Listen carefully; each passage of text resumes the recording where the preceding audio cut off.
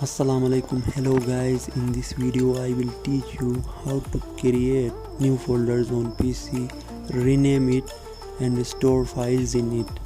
So without wasting time, let's proceed towards the method.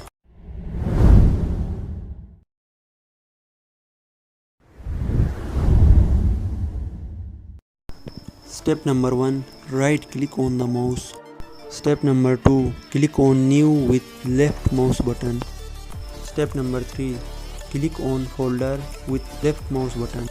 Done, folder is successfully created. Now for rename, just move cursor to new folder. Click on rename with left mouse button. After renaming, click somewhere else or press enter button on keyboard.